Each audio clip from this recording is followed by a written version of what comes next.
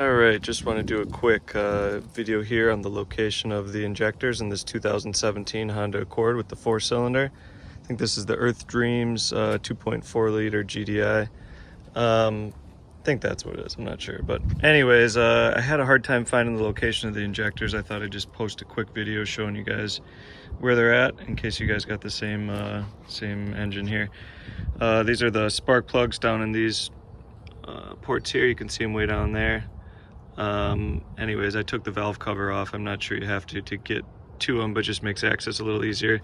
But anyways, the injectors are located behind these intake ports here. So this whole intake has to come off, and then the fuel rail's down there and the injectors are down there. So there's quite a bit of things that have to come apart to get to them. But anyways, just wanted to post that and share with you guys.